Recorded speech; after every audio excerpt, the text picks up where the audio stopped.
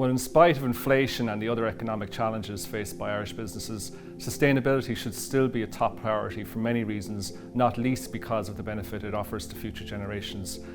We can see our clients differentiate their brand and attract new customers and investors by implementing sustainable practices in their businesses.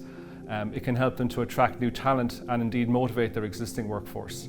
And of course, there's the fear of being left behind for businesses, that their competitors will be seen as more socially responsible, more cutting edge and more progressive.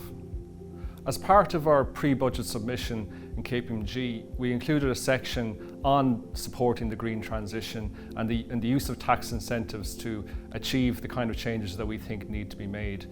And we've shown over the history of Ireland how we can use tax policy in a very smart way to affect both economic and societal changes.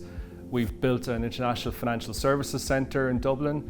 We have accelerated the development of student accommodation and hotels and the regeneration of urban and rural areas.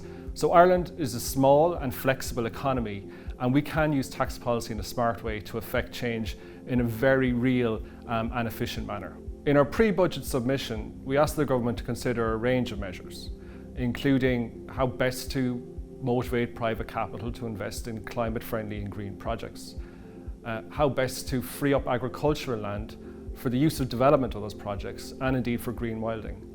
And we asked also for the government to consider a range of measures in sustainable transport. How do we motivate people to buy electric vehicles and to use bicycles or public transport where possible? And finally, Ireland has become an R&D hub in sectors like life sciences and pharma. This has brought with it a lot of jobs and investment to the country over the past 50 years. We see no reason why the same can't be replicated in the area of decarbonisation and climate change. We have a long list of developers in this country who've gone out across the globe over the past 15 years and developed projects abroad. Therefore, we have a huge amount of expertise in the country in this sector right now. We're perfectly poised to become an R&D hub in the decarbonisation sector.